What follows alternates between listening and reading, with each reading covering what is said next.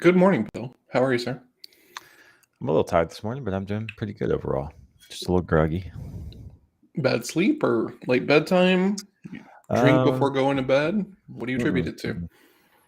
I'm not sure. That's a good question. I haven't looked at my data yet for last night's sleep to know, but I can already tell it won't be in the. If it's in the green, it won't be far into the green. you Yeah, know. I think mine's gonna be rough as well. We'll see what Okay. happens. Yeah.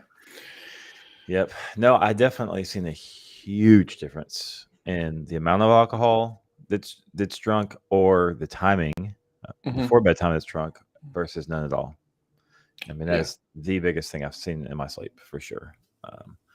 Because I could nerd on this the whole episode honestly, because I'm Yeah.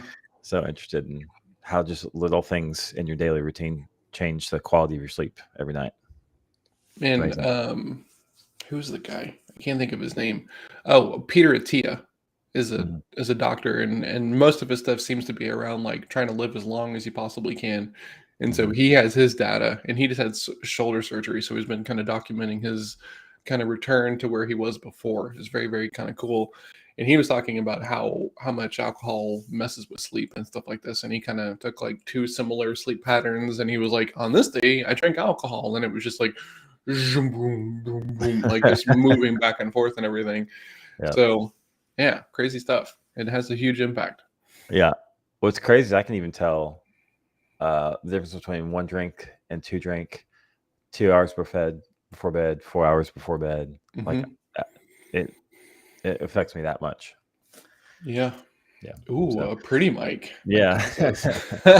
You just noticed it, Mike. uh, yeah, I got me Man, through, Mike. so okay, so yesterday, I'm going out to go meet new client, right? I'm going to his place over in Hearst, his office. And so I'm like, nice. I don't go out a whole lot. I'm gonna get my Mhm. version of dressed up, which means wear a cool pair of shoes and a button-up shirt.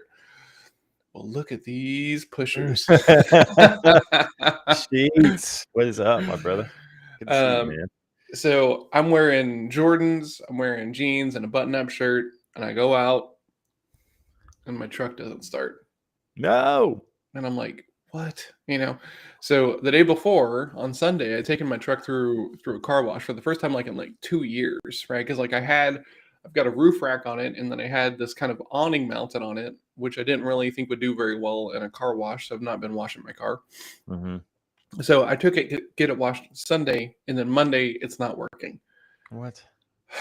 Right. And so thankfully Melissa was right there. She was like, "Hey, just take mine. Not a big deal." Mhm. With it is a big deal because I like driving my vehicle, not someone else's vehicle.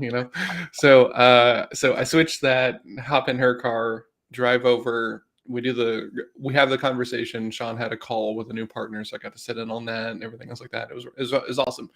And then drove back, and then spent the next little bit trying to figure out what was up with my vehicle. So it turns out, and I never get this lucky, like ever, ever, ever. Um, Car battery was dead, Uh-huh. right? But I had a month left on the warranty. Ooh, yeah. Yeah, yeah, it never goes that way, right? And Oh, so man. I go to the first AutoZone and they don't have my battery, but they test it and they say, hey, it's a little low. And I was like, okay, cool, but we don't have it. You got to go over to this other one. It's like, okay, so I go over to the other one, and the guy goes, and I don't know why I never thought about this before, but he goes, yeah, huh? You're just trying to swap it out before the warranty ends. Yeah. And I was like, do people do that? Oh, I'm sure.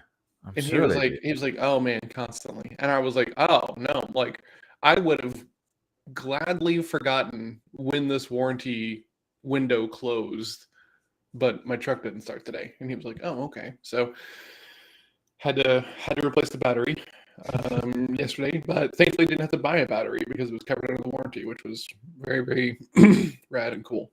Yeah, and AutoZone's awesome because they'll pop it right in for you while you're sitting there.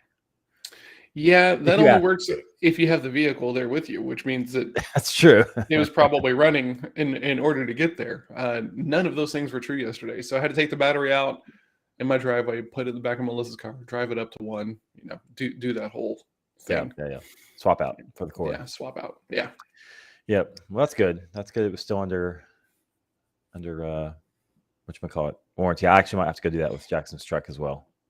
I was, it's one of those things of like, man, what could this possibly be? And my battery wasn't that old because like, it's 3 years old, so I was thinking that it couldn't be the battery.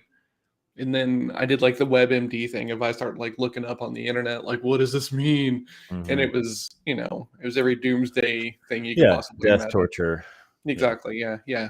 Car cancer. Yeah. Yes. Like, if you go hang out on like WebMD for too long, all things end in cancer. Yeah. Everything is in aneurysm or cancer. Yeah. So it was all check your fuses, check the starter, check the, I was just like, oh God, this is gonna be so expensive. But nope, didn't have to do anything at all, which was rad. Just a little bit of elbow grease. I didn't have the same luck with Jackson's truck. I got all the brakes replaced last weekend, and the guy said, "Well, I hate to tell you this, but the tie rods are shot on one wheel. Like it could do one of these like a TV style if it goes much further." And I was like, "Great, that's amazing." So it's like going to the doctor when you're old, right? Like that's why a lot of people hate going to the doctor. Is because when they get there, you're never going to get good news. Yeah, they're going to find 6 other things when they start poking. So it's like, can you just fix this one thing and not open your mouth again? Like just unless I'm dying, unless I'm bleeding out, just don't tell me anything else. So that's kind of how I feel with my, my older vehicle right now. Well, okay. So, but here's the thing, though. You paid $1,500 for this truck. I know. Right? So no, I get it. You put the 1,000 in there for the brakes, right? You maybe put another 500 for the tie rod, kind of set up, right? And so now you're at what, $4,000, $3,000.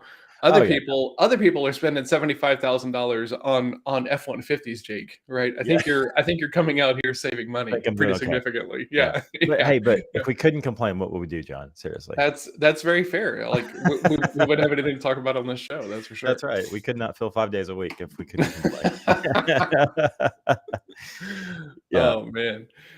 So I missed a podcast yesterday, right? That I was supposed to be a guest on, which is a bummer. Wow. Thankfully, the person understood. We're going to reschedule that. But yeah, I'm going to be talking a little bit about the book writing process and how we got through that.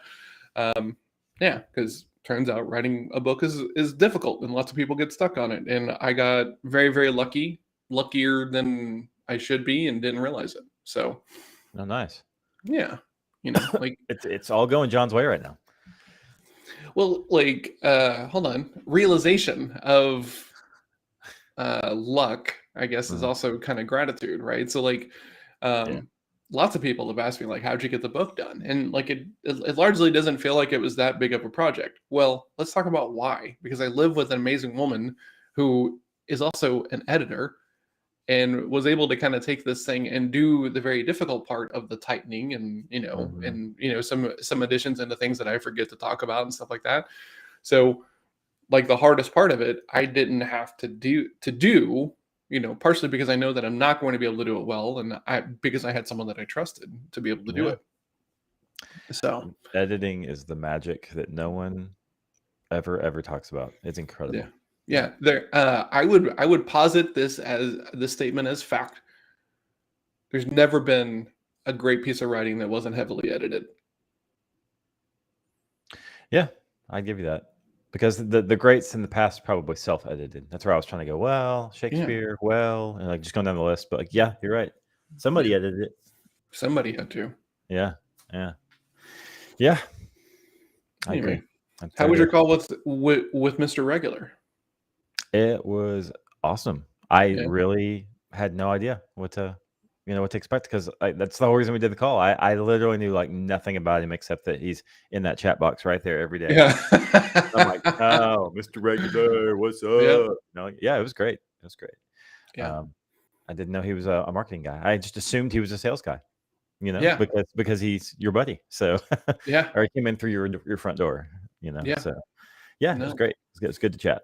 For sure. Yeah, it's chatting with Mike is a humble reminder that not all marketers are broy.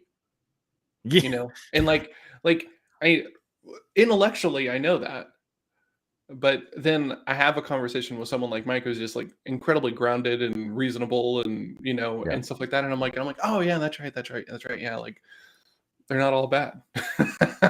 Yeah, it's surprising. It's the problem is they get all the press. That's the biggest problem. It's like everything else That's true. in life is the news only likes putting the crappy stuff on the air, including broy marketers. That's true. So, yeah, and Mike and I had some technical difficulties because that's just how it goes, right? That's That is how it goes. Yeah. Michelle, good luck. Michelle. Yeah, that's a big decision. Make sure, make sure you're thinking with the end in mind, not just the short-term solution. Who are you going to be able to work well with? Relationship wise. Yeah, I mean, real estate people often are like essentially small business owners, right? And small business owners have got a lot of variance, which is, the small creates the variance, kind of thing. And so you got to be careful because not just because they run a business, it doesn't mean they're a great business owner. It doesn't mean they're going to be a great mentor. It doesn't mean they're going to be a great coach for you or someone who's really going to see you set up for success. So ask those questions. Like, hey, how do you help your new reps? Like, what does it look like? How many people have you let go? Ask those questions because you're allowed to, and it's only going to help you understand what you're getting into. Oh yeah. You're absolutely interviewing them as much as they interview you. Yeah. And as my Bill once said 1,000 times, what are you optimizing for? What are you looking for in a brokerage? Because they are set up differently too. Oh yeah. And at the same time, it's not the end of the world if you pick a wrong one. There's 100 brokers, so there's other ones out there if you don't make a great decision the first time. So don't stress too much. You can always switch too. But cool. Yeah. What do you got today? Yeah, I was to say I've got a more packed day today than I've had in a while. Okay. I've got some specific sales calls that I'm gonna be like ghosting on, just like watching them live. Okay. There's a couple setups that I'm gonna get to watch, so that's gonna be fun. It's like watching a live, legit role play, except it's real. It's going on. Yeah. I've got some more sales training this afternoon. I've got my weekly huddle with my squad, so I'm looking forward to that. That'll be fun. Get to plan our week together. We did it on Tuesday because Monday is like a planning day for most of us, and so our actual kind of like check-ins are on Tuesdays, which is it's interesting. Yeah. You think if about everyone's accountable. Yeah. Oh yeah, they are, and they're great.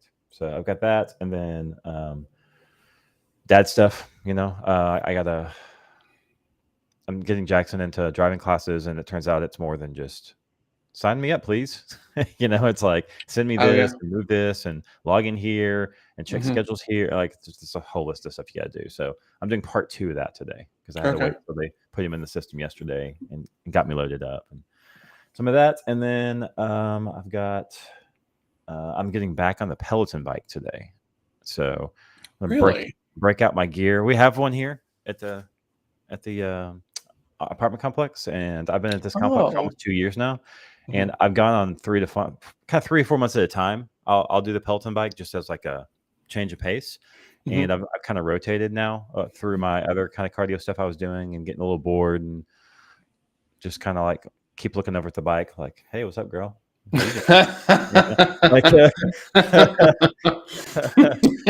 What's your name? Pain? Yeah. Let's go. Right.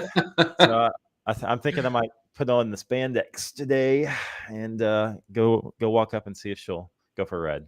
So. Oh man, that's awesome. So do you wear bike shorts like the bibs or the good for you? Okay. Yeah. I think a lot of people don't, right? And they just kind of hop on those things and just try to like go for it. And it's like those shorts have a purpose. They absolutely have a purpose. They save you. Oh yeah. They're so worth it. The chafing alone. I don't even go into the rest of it.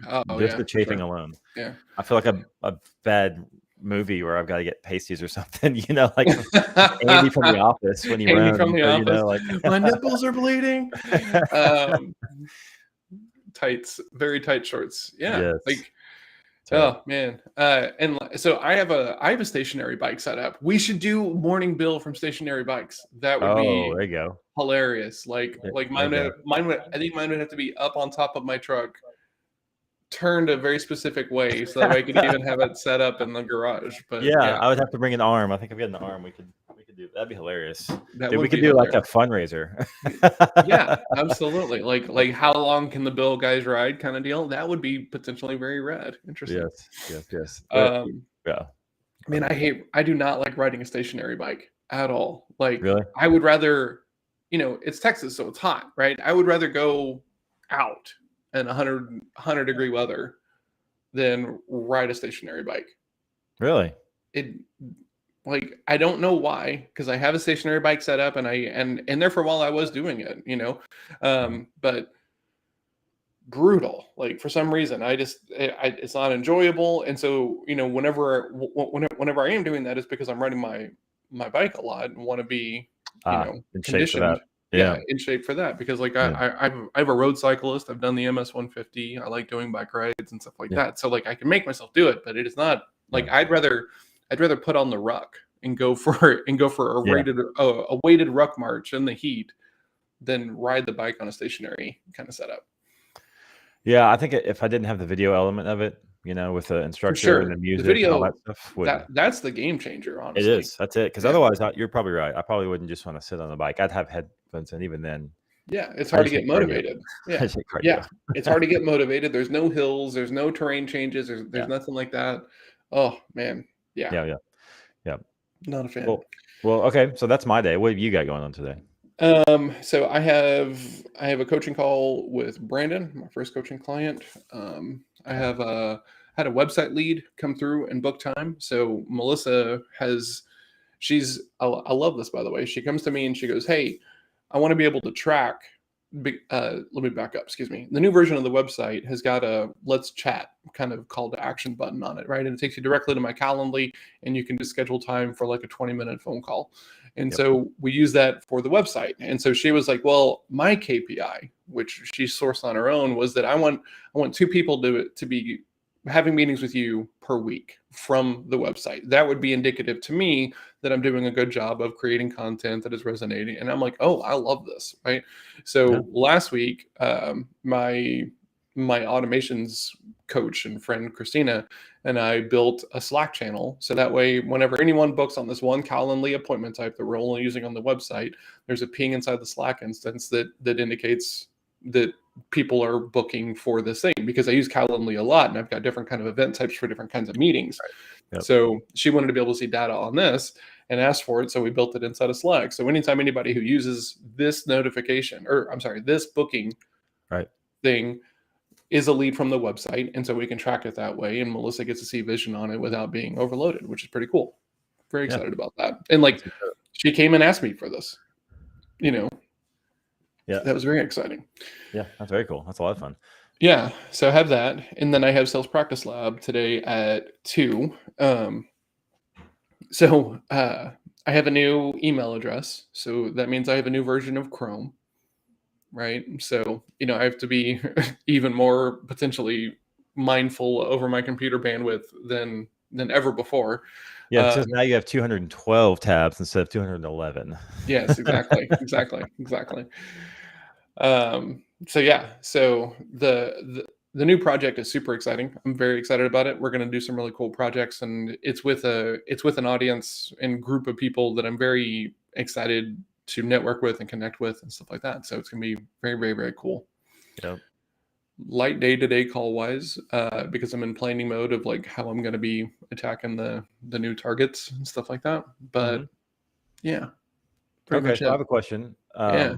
Not an accountability one, just like a how you're sorting this in your head one sort of thing. Yeah, of course. So you're taking on Sean's project, so your day's kind of changing a little bit, not a ton, but I mean there's a different focus, right? Yeah. And then you still want to productize Sherpa. Yeah. So have you thought about at all how you want to arrange things? Because I mean, it's September, bro. I know. Yeah. Thanks for the nudge, homie. Yeah. Well, I got one yesterday from my son. He's like, "Hey, aren't you putting a book out sometime?" I don't know, ever. That's what he was like. Good point. Yeah. Passing the love along. The goal is still to productize Sherpa, right? How do I say this the right way? I don't think I'm the right person to productize Sherpa. So what I'm doing, right, is this opportunity with Sean, because I'm doing build out and documentation, has got some retainer as well as some commission attached to it. Right. And so the run rate, if this goes anywhere close to what I think it's going to, is going to be fairly lucrative for me, which is going to be awesome because it's also lucrative for Sean. Mm-hmm. And then the goal is to find some people who can help me do this thing, do it well, do it the right way, and eliminate some of my missteps, right? Like, this is a weird thing, but like I'm very much a coached person, and right now, like, I don't really have a coach that I'm working with right now, and partially that's because like I'm kind of in this weird space of my business, because I would probably benefit from a sales coach, but that's kind of a weird space because I do so much sales coaching, right? So like that's okay. Having a marketing coach makes me nervous because I've hired more than a couple of marketing coaches, and most of them are nonsense, right? Just garbage. So, I want to take the time to be able to do this well, and I can't do that. You can't do things well when you're trying to do them quickly. Like, it's one or the other, right? So I want to be able to do it with a level of quality and a level of clarity so that I can understand what is happening. So what I'm going to do is, make some money, build the war chest, and then bring in a person or bring in a team to kind of help me do that the right way. That's awesome. But it's probably not going to be happening this year, which is kind of okay, because my goal around the productization of Sherpa was still like a revenue goal, right? And we're going to hit the revenue goal with Sean. So like, I'm okay with it kind of shifting and where the revenue comes from, as long as there's still a clear vision on that revenue is still in play, kind of deal. Yeah, exactly. Because the goal was a revenue goal, not necessarily how you hit the revenue goal. It's just exactly right. The revenue goal. Yeah. And so I'm at this point, I had also a revenue goal, but I wanted it to also be passive. Or what I said was 5 hours or less of my work. And I don't know, like I'm not on a good pace to hit that right now. So that's where, like, at the end of the year, I would have failed that goal, but you would have achieved it, right? Because you hit the revenue, and I've hit the revenue. It's just not passive. So it's like, so it depends what you're optimizing for. What are you actually trying to make happen? And that changes the decisions you make. I can, you get a little wiser by doing and failing and stuff like this, right? And my penchant is to want to figure it out myself, right? At least 80%, and then hire someone to do the last 20% of it or whatever. But like, that slows me down so much, like a whole lot, right? And so bringing someone in who can do that, we can move faster, I can avoid missteps, it's just a smarter way of doing things, honestly. And like, I'm nervous about it, right? Because like I'm kind of nervous about going and getting lost in a very cool project and puzzle, and all of those calls and new people to meet and all that other stuff. So I'm trying to make sure that I'm like very staunchly like holding bandwidth on the side of like, don't forget about this, idiot, because you said this was important, right? Kind of thing. Right.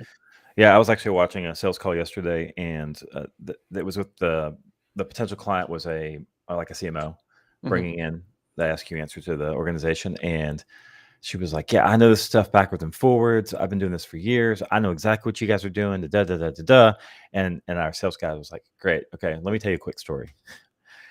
Our CEO started this, and he came from a marketing role, right? He's very, very good. He's a very good marketer, and he started this company, and then he hired a marketing team because he knew he couldn't. He wanted to be the CEO, right? So he hired a team, but he would not leave alone. He said, and the marketing team suffered for years because he would not keep his hands out of it because he knew better. But that was no longer his job. He's the CEO.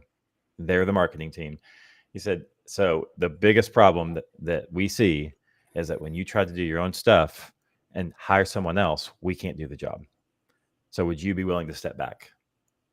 Like, and we do that to ourselves too. I mean, like you were just describing that yourselves, right? So like in my lane, like I need to pick 2 things that I'm the expert in my business and do those things, and then go find the best person to do everything else, and just get out of the way. Obviously use your brain, but Just get out of the way. But it's so much easier said than done.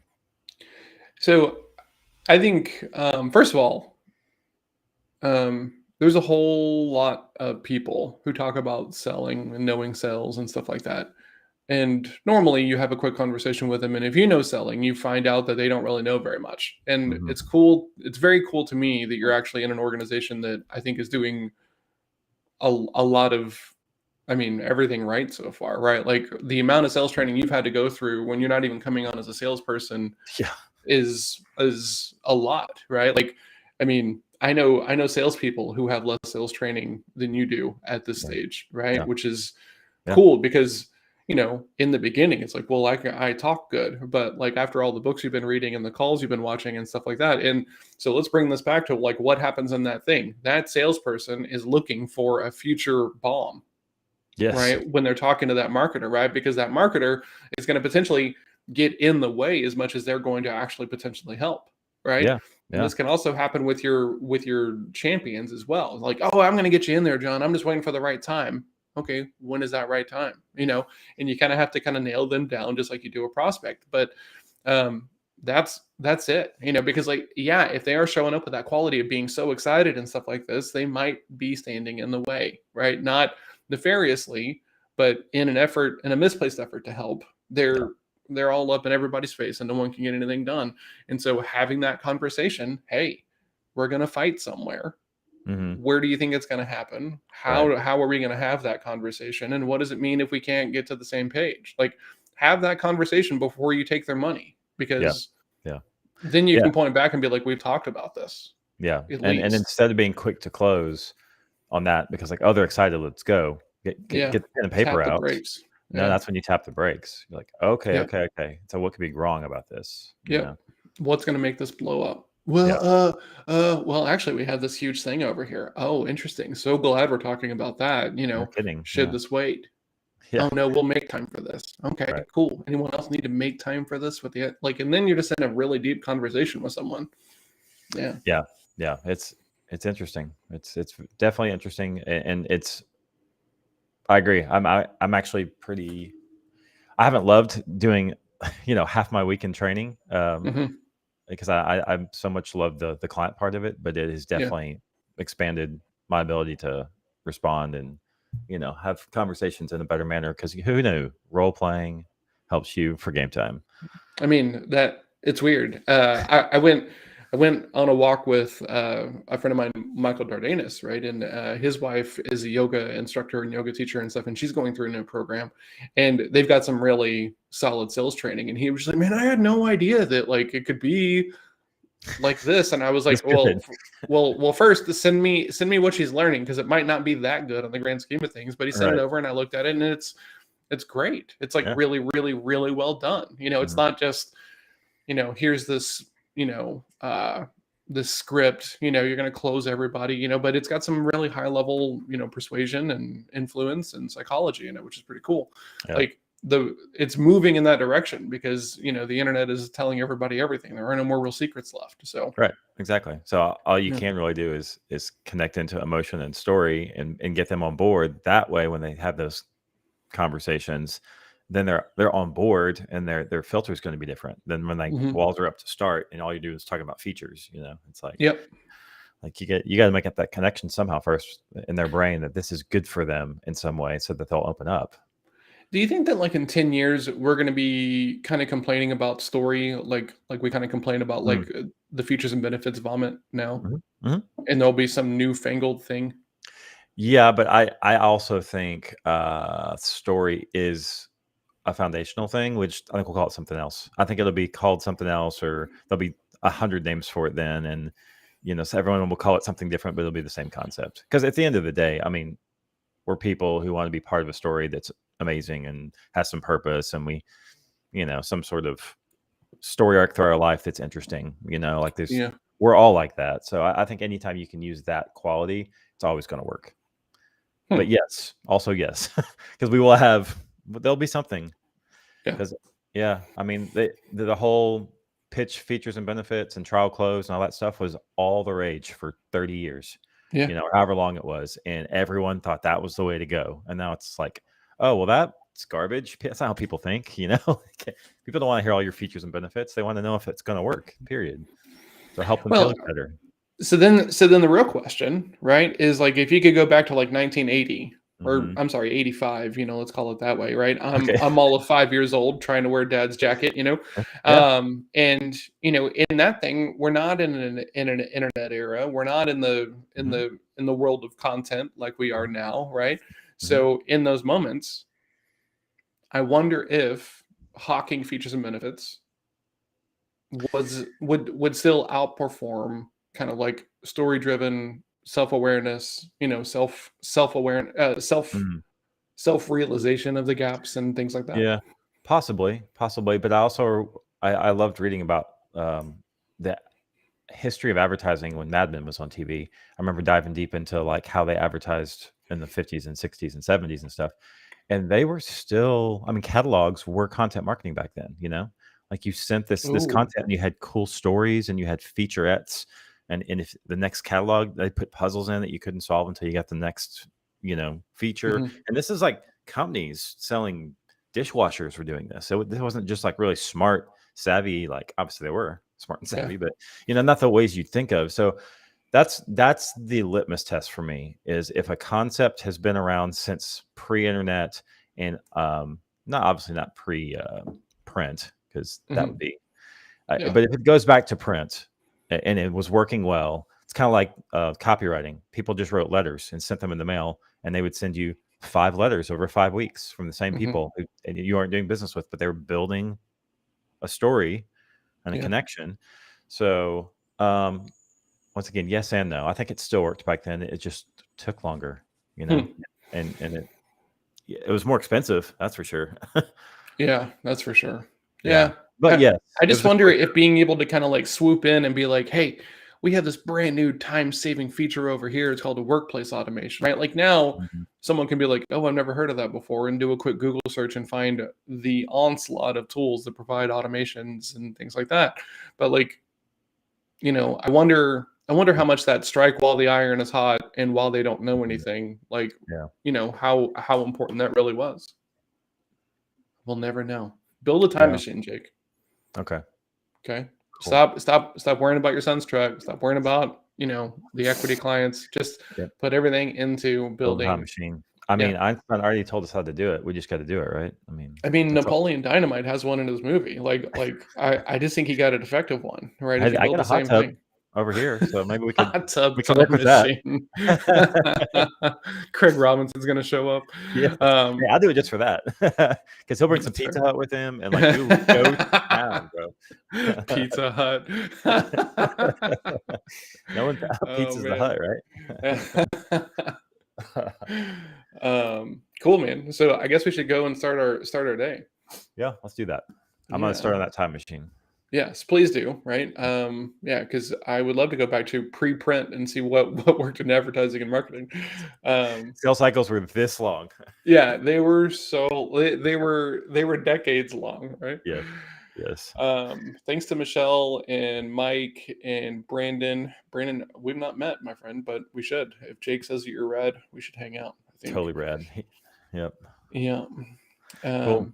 Yeah, we have a guest on Friday. We're talking about marketing. We're talking about what it's like to be a solo marketer as the team inside of an organization, because this person has done that. We're going to talk about building on TikTok, you know, creating video content, and yeah, it's going to be awesome. It's going to be very, very cool. Cool. Looking forward to it. So stick around. So we'll be back tomorrow and back with a guest on Friday. So y'all have a great day. Yes, absolutely. Cheers, everybody.